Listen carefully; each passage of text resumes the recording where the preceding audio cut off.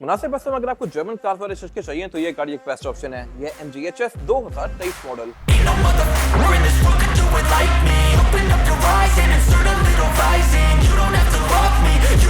और मुनासिब पैसे इस वजह से कि गाड़ी सिविक से सस्ती ही है। अगर आप 23 की सिविक लेते हैं वो इससे महंगी होगी, लेकिन चस्को में ये गाड़ी उससे बहुत ज्यादा ऊपर है। और ऑन टॉप ऑफ सिटी गाड़ी हैवी क्रॉसओवर SUV जो कि वर्ल्ड वाइड और पाकिस्तान दोनों में आजकल बहुत ज्यादा इन होती जा रही है। और ग्राउंड क्लियरेंस के लिहाज से भी फिट है, जो कि इस कैटेगरी की मोस्टली गाड़ी में आपको इशू आता है। बाकी असल लग्जरी इस गाड़ी के इंटीरियर में है। इस तरह से कि इसमें एम्बी लाइटिंग कंटिन्यू करती है और ये एम्बी लाइटिंग बस सीधी जितनी ब्राइट है और इसको आप RGB कलर में स्विच भी कर सकते हैं। फिर इस पे सीट अच्छी खासी प्रीमियम है। ये प्रॉपर लेदर की फिनिश में है और इसमें फिर ऊपर ये एक तो जगह ओपन रखी गई है। ऐसी सीट आपको भी परफॉर्मेंस क्लास में देखने को मिलती हैं। तो यहाँ पे अल्कंटारा दिया गया है, यहाँ पे प्रॉपर सही हाई क्वालिटी लेदर दिया गया है जो कि एज भी काफी अच्छे से कर रहा है।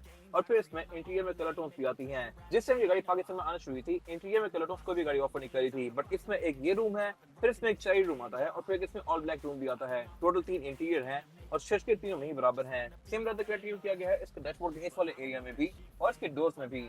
डोर्स भी इसके सही प्रीमियम है, क्वालिटी के लिहाज से भी और लुक्स के लिहाज से भी। एम्बी लाइटिंग यहाँ भी कंटिन्यू की गई है। और अगर यहाँ पे डैशबोर्ड के एलिमेंट्स पे आ जाएं तो इसमें टर्बाइन डिजाइन के दिए गए हैं। और फिर इसमें डैशबोर्ड है भी अच्छा खासा स्पेशियस। मल्टीमीडिया इसका फ्लोटिंग शेप में है जो कि डैशबोर्ड से अलग से ऊपर निकला हुआ है और फीचर्स के लिहाज से ये भी बहुत ज्यादा लोडेड है। इस पे मैंने एक प्रॉपर डिटेल गाइड बनाई हुई है जो कि आप जाके हमारे पेज पे देख सकते हैं। और क्लाइमेट कंट्रोल भी इसमें डुअल जोन आता है। ड्राइवर और पैसेंजर दोनों के लिए अलग अलग जोन्स दी गई हैं। अगेन इस टाइम पे इस कैटेगरी की गाड़ियां तो ये चीज ऑफर कर रही थी, लेकिन सिविक, ग्रैंडे वगैरह भी ये चीज नहीं थी और इलेंट्रा भी इस टाइम पे नहीं आती थी। फिर इसमें फ्रंट दोनों सीट्स हीटेड भी आती हैं और यहाँ पे ADAS की बहुत सारे फीचर्स दिए गए हैं। आप इस गाड़ी की डिग्गी कितनी ओपन होगी वो एडजस्ट कर सकते हैं। नेविगेशन वगैरह आप यहाँ से यूज कर सकते हैं। Bluetooth, aux navigation, USB, Android Auto, Apple CarPlay सब कुछ यहाँ पे दिया गया है। और इसमें फिर और भी काफी सारे मजे के फीचर्स हैं। नीचे पे इसके एयरमेंट्स दिए गए हैं जो कि आज भी ऐसे ही आ रहे हैं 26 मॉडल में भी। नीचे कुछ यहाँ पे फिजिकल बटन दिए गए हैं इसी मल्टीमीडिया के। और गियर सिलेक्शन है इसमें PRND और स्पोर्ट्स में करके इस गाड़ी को मैं मैनुअली भी चला सकता हूँ। इस तरह से ये चीज भी काफी कम गाड़ियों में होती है। जैसे मैं इसको स्पोर्ट्स में करता हूँ तो मुझे इसका जो मल्टीमीडिया है ये यहाँ पे इसके ड्राइव मोड शो होना शुरू कर देता है। ड्राइव मोड्स में टोटल 4 हैं, इको, नॉर्मल, स्पोर्ट और कस्टम। और स्पोर्ट में इसके मीटर के ग्राफिक्स, मल्टीमीडिया के ग्राफिक्स वगैरह चेंज हो जाते हैं। इसको आप कस्टमाइज भी कर सकते हैं कुछ हद तक।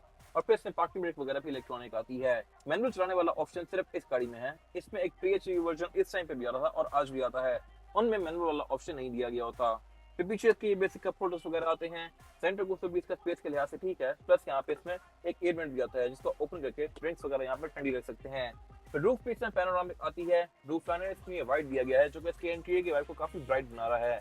ब्लैक वाले रूम में रूफ लाइनर ब्लैक आता है। और अब बात करते हैं इसके फ्रंट एंड की। ये मेरे ख्याल से इंप्रूव हो सकता था। इस टाइम के लिहाज से ठीक था, लेकिन क्रोम इस टाइम पे भी बहुत बड़ा था। मोस्टली गाड़ियां कम ही ऑफर करी थी। ग्रिल इसकी पूरी ही क्रोम में है और यहाँ पे गैलेक्सी पैटर्न कंटिन्यू किया गया है। ये इस टाइम पे काफी इन था। अगर आप हैवल में S6 देखें या S6 के जो PHEV वर्जन है, HEV वर्जन है, उन सब में इतनी ही बड़ी ग्रिल आती है और इतनी ही क्रोम के साथ आ रही थी। फीचर्स के नाम पे ये गाड़ी बहुत डिसेंट थी। इस तरह से इसमें पार्किंग सेंसर्स हैं। ADAS के फीचर्स आते हैं, यहाँ पे ये सेंसर दिया गया है जो कि मोस्टली गाड़ियों में नहीं था। हेडलाइट भी ये बाइजोन ऑपरेशन लैंप वाली आती हैं। एक चीज बेहतर हो सकती थी और वो है इसकी फॉग लैंप। ये हैलोजन है, I am not sure why. अगर ये भी LED हो जाता तो बहुत बेस्ट था। फिर ये लुक थोड़ा गोल मोल सा ही है।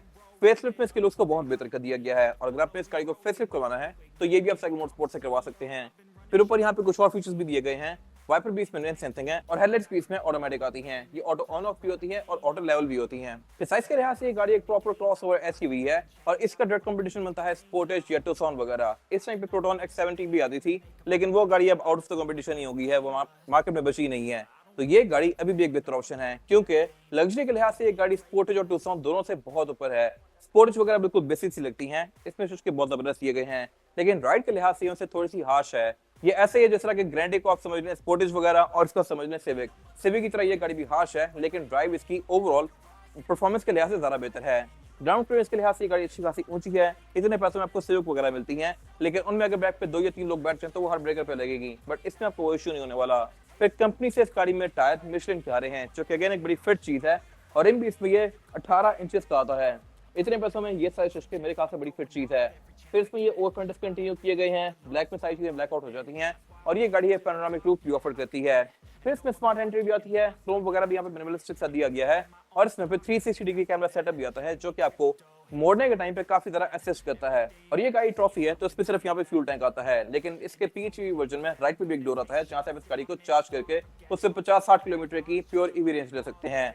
खैर बाकी बैक पे इसकी लुक्स वगैरह डिसेंट सी हैं।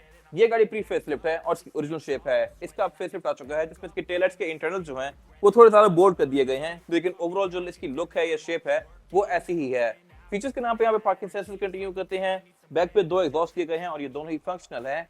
ये टिप्स मेरे ख्याल से फेसिफाइड लुक से ज्यादा बेहतर हैं। आपको कौन सी लुक ज्यादा बेहतर लगती है गाड़ी की, कमेंट सेक्शन में मेंशन कीजिएगा। बाकी फीचर्स के नाम पे इसमें टेलगेट फॉरवर्ड है जो कि अनलॉक करने पे ऑल द वे अब जाएगा लाइक दिस। आप इसके टेलगेट की हाइट को एडजस्ट भी कर सकते हैं अपनी मर्जी के हिसाब से और ट्रंक कैपेसिटी भी इसमें डिसेंट है। फिर इसके जो ये लैचेस वगैरह हैं ये भी आपको मर्सिडीज जैसे देखने को मिलेंगे और इवन जब आप इसको बंद करते हैं तो ये प्रॉपर यहाँ पे क्लिक करती है इस तरह से। ये चीज आपको स्पोर्टेज वगैरह में नहीं मिलती। और फिर ये उन कुछ आखिरी गाड़ियों में से है जो कि स्पेयर टायर ऑफर करती थी। इसमें ये प्रॉपर स्पेयर टायर दिया गया है, जबकि मोस्टली गाड़ियों से चीजें निकाली जा रही हैं। रेयर बेंचेस के फोल्डेबल हैं, प्रॉपर ट्रंक सेपरेटर वगैरह यहाँ पे दिया गया है और इसमें जितने फीचर्स हैं बैक पे इतने भी बाकी गाड़ियां ऑफर नहीं करती। अगर इसी टाइम के आप तुक्सॉन लेते हैं, top of the line version ले लें, उसमें पार्किंग सेंसर्स नहीं होते और अगर आप स्पोर्टेज लेते हैं तो उसमें भी कुछ चीजें कम है। बैक पे एग्जॉस्ट तो दोनों में ही नहीं आते इस तरह के। ये गाड़ी ऑफर कर रही है। विंडोज ट्रांसपेरेंट है, ऊपर यहाँ बेसिक स्पॉइलर वगैरह दिया गया है। स्टीयरिंग व्हील इसमें पूरा लेदर स्विच आता है, लेकिन ज्यादा इंपॉर्टेंट है इस गाड़ी का मीटर, क्योंकि ये इसमें दो आए हैं। ये इसका डिजिटल मीटर है जो कि 22 से इसमें आ गया था। पहले इसमें 21 में एनालॉग मीटर आता था जिसमें प्रॉपर सुइयां थी। ये मीटर भी लुक के लिहाज से फिट है, लेकिन पहले वाला भी अच्छा था। यहाँ पे ये गाड़ी आपको बहुत सारी स्टेट शो करवाती है। एडएस के फीचर्स भी आपको यहाँ पे अपनी इन्फॉर्मेशन वगैरह शो करवाएंगे। गाड़ी trips, average kilometre per litre, TPMS, tyre monitoring system, हर चीज यहाँ पे शो करवाएगी। और ये शशके भी आपको पाकिस्तानी मोस्टली गाड़ी में देखने को नहीं मिलते, तो अपने टाइम से ये गाड़ी बहुत अहेड थी। फिर अगर स्टीयरिंग व्हील पे तो ये पूरा ही लेदर फिक्स तो है, लेकिन इससे प्राइस फीचर्स भी आते हैं जो कि सिंपल वर्जन तक लिमिटेड हैं। PHEV में ये नहीं आते। ये है भी मल्टीमीडिया वाला। इस गाड़ी में सुपर स्पोर्ट का बटन दिया गया है जो कि अगेन PHEV में नहीं है। और इसमें फिर ये हेडलाइट की कंट्रोल लेफ्ट पे ऑफर करती है, यूके की कार की तरह। MG बेसिकली एक यूके का ब्रांड है, तो इसमें कुछ चीजें यूके वाली ही रखी गई हैं। क्रूज कंट्रोल इस पे एडेप्टिव है और वाइपर फ्री इसमें रेंज सेंसिंग है। विंडोज पे चारों सिंगल टैप वाली आती हैं, 5 मिरर ऑटो रिट्रैक्टेबल हैं और इसमें फिर यहाँ पे ब्लैक स्पॉट पॉइंटर दिया गया है। बैक पर ऑब्स्टिकल या गाड़ी वगैरह हो तो ये गाड़ी डिटेक्ट करके आपको यहाँ पे बताएगी। सीट पीस की इलेक्ट्रॉनिकली एडजस्टेबल है जिनको मैं इस तरह से आगे पीछे कर सकता हूँ। और इसमें फिर ये लग्जरियस सी MG की डोर सील्स भी दी गई हैं। अगर आप पोर्ट्रेट वगैरह को यहाँ पे देखें तो वो बिल्कुल बेसिक होती हैं। बैक पे इसमें कंफर्टेबली 2 से 3 लोग बैठ सकते हैं। सिविक वगैरह से गाड़ी ज्यादा स्पेशियस है और फीचर्स के लिहाज से तो कोई मुकाबला ही नहीं है। यहाँ पे पूरी पैनोरामिक रूफ कंटिन्यू करी है जैसे कि आपको मर्सिडीज में देखने को मिलती है और इसमें सेंटर कंसोल भी अच्छा खासा लग्जरियस है। इवन आप इसके कप होल्डर्स देखें, ये प्रॉपर ब्रश एल्यूमिनियम की फिनिश में है जो कि ओपन भी इस तरह से लग्जरियसली होते हैं, यानी कि क्रैक करके ओपन हो जाए। फिर इसमें ये ड्रॉर दी गई है मर्सिडीज की तरह की और इसमें प्रॉपर अल्कंटारा कंटिन्यू कर रहा है और ये यूज हो रही है गाड़ी, बट स्टिल आज भी ये काफी अच्छे से एज करा है। रेयर बेंचेस के 60-40 स्प्लिट के साथ हैं जिनको फोल्ड करके इसकी ट्रंक कैपेसिटी को स्पेशियस बना सकते हैं और यहाँ पे भी सीट में कहीं पे आपको रिंकल्स वगैरह नजर नहीं आएंगे। हर चीज की टॉप नॉच है।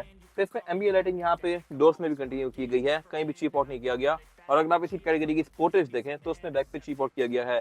डोर में इवन लेदर भी नहीं आता, जो उसका आर्मरेस्ट है वो चीप प्लास्टिक का है जिसपे आपको इस तरह की फीलिंग आएगी, लेकिन इसमें लेदर तो दिया ही गया है, प्लस एम्बिएंट लाइटिंग तक कंटिन्यू करी है। यहाँ पे विंडोज में प्राइवेसी वाली नहीं आती, सिंपल आती हैं।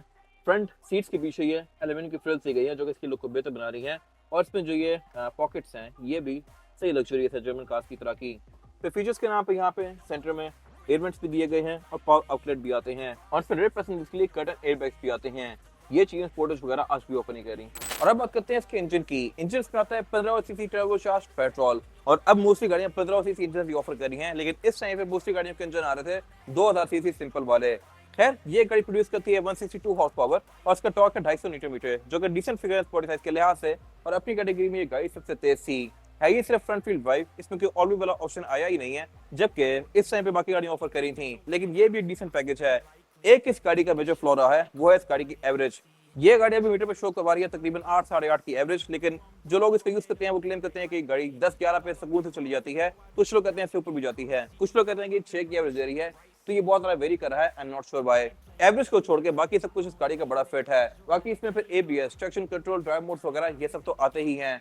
इसमें प्लग इन हाइब्रिड वर्जन भी आ गया है जो कि आपको चार्ज करने पे रेंज फिट देगा, लेकिन इसमें प्लग इन हाइब्रिड के अंदर भी एक ड्रॉबैक है, वो ये है कि अगर आप उस गाड़ी को चार्ज नहीं करेंगे तो फिर वो गाड़ी इस जैसी ही एवरेज देगी। अगर आप उसको प्लग इन नहीं करते तो वो गाड़ी हाइब्रिड नहीं है, वो सिर्फ प्लग इन वाली कार ही है। इसमें तो खैर प्लग इन वाला भी सीन ही नहीं है। टर्बो चार्ज होने की वजह से इस गाड़ी की परफॉर्मेंस डिसेंट है। बोनट में इसके हाइड्रोलिक्स दिए गए हैं जो कि आज तक स्पोर्टेज वगैरह ऑफर नहीं कर रही इस कैटेगरी की, और इसमें फिर प्रॉपर इंसुलेशन भी दी गई है। हर चीज यहाँ पे वेल इंसुलेटेड है और इसके अलावा यहाँ कुछ खास है नहीं। ये 23 मॉडल है, नई मीटर वाली है, इस्लामाबाद रजिस्टर्ड है और इसकी डिमांड 72 लाख है। ये साइकिल मोटरस्पोर्ट के पास अवेलेबल है और अगर आपने इसके बारे में कोई इन्फॉर्मेशन लेनी है तो अब दिए गए नंबर पे कॉल कर सकते हैं या फिर साइकिल मोटरस्पोर्ट को विजिट कर सकते हैं।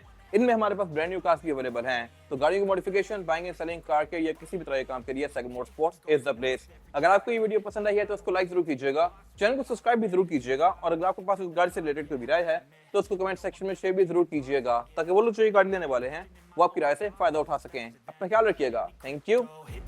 Let me spend everything that you see is something I invent, and it's only a percent. I'm gonna take shots if I miss all, forget it, I'll